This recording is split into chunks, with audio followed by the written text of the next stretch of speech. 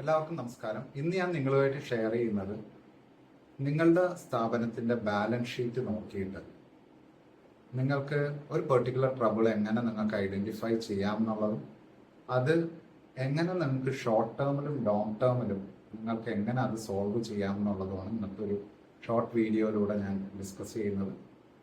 ആദ്യമായിട്ട് നിങ്ങളുടെ balance sheet ഒരു വീക്ക്ലി അല്ലെങ്കിൽ മന്ത്ലി എടുത്തിട്ട് നിങ്ങൾ അതിൽ കറണ്ട് അസറ്റ്സ്, അതായത് ഷോർട്ട് ടേം അസറ്റ്സ്, അതായത് ഇൻവെന്ററി ഉണ്ടാവും, ക്യാഷ് ഉണ്ടാവും, ഇതുപോലുള്ള ബാലൻസസ് ആണ് അതിൽ നമ്മൾ എടുക്കുന്നത്. അതായത് വിതിൻ 1 ഇയർ നിങ്ങൾക്ക് ക്യാഷ് ആയിട്ട് കൺവെർട്ട് ചെയ്യാൻ പറ്റുന്ന അസറ്റ്സ് ആണ് കറണ്ട് അസറ്റ്സ് എന്ന് പറയുന്നത്. അതുപോലെ കറണ്ട് ലയബിലിറ്റീസ് എന്ന് പറയുന്നത് വിതിൻ 1 ഇയർ നിങ്ങൾക്ക് തിരിച്ചടക്കേണ്ട ലയബിലിറ്റീസിനെയാണ് കറണ്ട് ലയബിലിറ്റീസ് എന്ന് പറയുന്നത്. അപ്പം നിങ്ങൾ കറണ്ട് അസറ്റ്സും കറണ്ട് ലയബിലിറ്റീസിനെയും നിങ്ങൾ കമ്പയർ ചെയ്ത് നോക്കുക. നിങ്ങൾ കറണ്ട് അസറ്റ്സ് വാല്യൂ ചെയ്യുമ്പോൾ ബാലൻസ് ഷീറ്റിൽ ചിലപ്പോൾ നിങ്ങൾ പർച്ചേസ് ചെയ്ത വാല്യൂ ആയിരിക്കും ചിലപ്പോൾ ഇൻവെന്ററീസിനൊക്കെ ഇട്ടിട്ടുണ്ടാകും.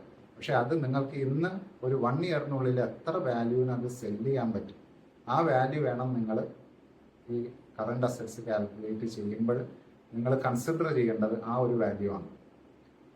ഇത് രണ്ടും കമ്പയർ ചെയ്ത് കറണ്ട് അസറ്റ്സ് കറണ്ട് ലയബിലിറ്റീസ് താഴെയാണെങ്കിൽ അതൊരു റെഡ് ഫ്ലാഗ് ആണ്. അതായത് നിങ്ങൾ ഒന്ന് ശ്രദ്ധിച്ച് ഇനിയുള്ള ഒരു ഷോർട്ട് ടേമിലും ലോങ് ടേമിലും നിങ്ങൾ വേണ്ട ആക്ഷൻസ് എടുത്തിട്ട് ഈ ഒരു സിറ്റുവേഷനെ നിങ്ങൾ റിവേഴ്സ് ചെയ്യാനായിട്ട് നിങ്ങൾ ശ്രമിക്കണം. അതായത് നിങ്ങളുടെ കറണ്ട് അസറ്റ്സ് കറണ്ട് ലയബിലിറ്റീസിനും കൂടുതലായിട്ട് നിർത്താനായിട്ട് നിങ്ങൾ ശ്രമിക്കണം.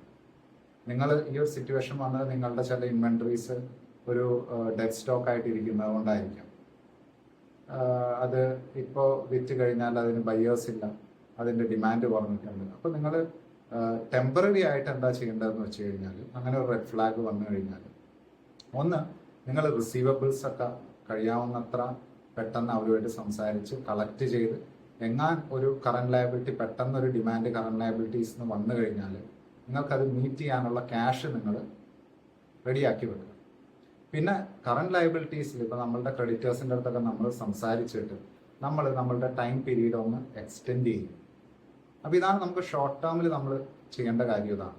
ഇനി ലോങ് ടേമിൽ നിങ്ങൾ ചെയ്യേണ്ട എന്താണെന്ന് വെച്ചാൽ നിങ്ങളുടെ സെയിൽസ് എഫേർട്സിൽ കൂടുതലായിട്ട് ശ്രദ്ധിച്ച് സെയിൽസിനെ ഇമ്പ്രൂവ് ചെയ്യുക. അതുപോലെ അതേ സെയിം ടൈം നിങ്ങളുടെ കോസ്റ്റിനെ റെഡ്യൂസ് ചെയ്യുക. എന്നിട്ട് നിങ്ങളുടെ പ്രോഫിറ്റബിലിറ്റി നിങ്ങൾ ഇമ്പ്രൂവ് ചെയ്തിട്ട് നിങ്ങൾ ഈ കറണ്ട് അസറ്റ് കറണ്ട് ലയബിലിറ്റീസിൻ്റെ പൊസിഷൻ ഒരു ഐഡിയൽ ലെവൽസിൽ നിങ്ങൾ കൊണ്ടുവരിക. അതായത് current asset should always be more than the current liabilities.